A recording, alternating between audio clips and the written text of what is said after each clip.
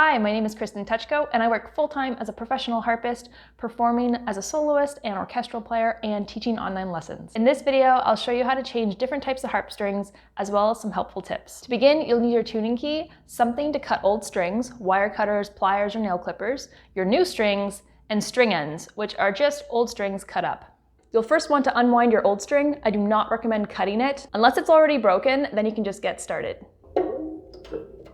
You want to make sure your pedals or levers have been disengaged.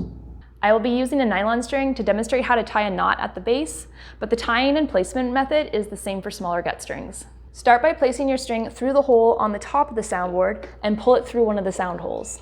One loop with the long end in front. Create a second loop with the connecting portion being on top of each loop. Bring the first loop, the shorter end, under and through the second loop. Pull the long end so it tightens up a little bit. Now this is the important part, and you're going to see a little triangle at the base there. It's the loop right there. I'm going to show this in a different angle now. This is what the string looks like. This tiny space at the bottom is where the string end is going to go.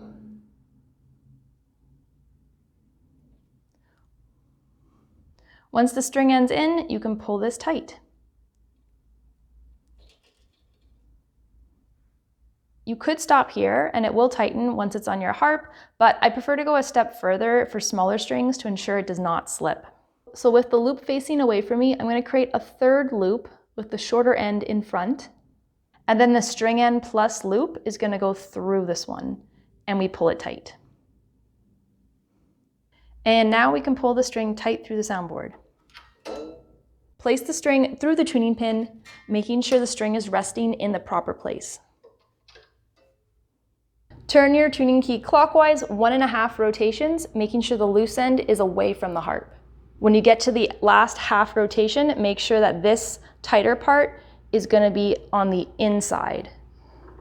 This is another trick for getting the string to hold up top. Once you've finished your 1.5 rotations, you're going to take this loose end and string it under and then through between here and pull it tight. Hold the loose end with your index finger and use your thumb to push in to get the tighter end over top of that loose end as you continue to turn. And now we've created a little knot for the string to hold. Finish by tuning your string up and then using nail clippers to clip the remaining off.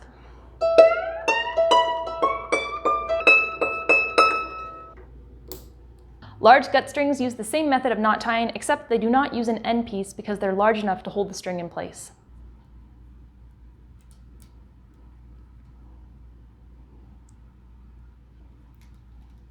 Larger gut strings can be a little bit difficult to work with, so just give yourself some patience, and if you see a little bit of cracking, it's okay. You'll want to leave a small amount of slack on the string before you start turning.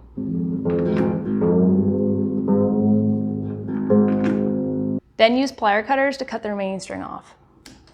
Because gut and nylon strings have quite a bit of stretch factor to them, you want to make sure that you be aware of how many times the string is wound around the pin. If a string is wound around the pin too many times, it's going to press up against the neck and it's going to make the pin really tight and difficult to turn. You want to aim for roughly 3 winds around a pin.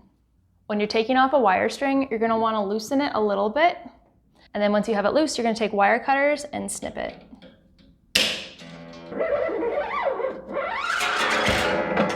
Wire strings are placed through the back of the soundboard, and no knots are required because it already comes with a string end.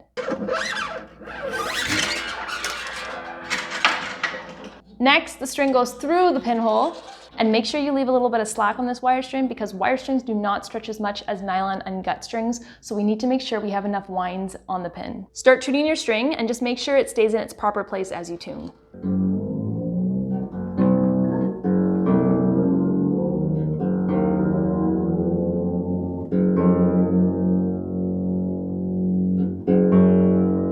And to finish, use wire cutters to trim off the excess string.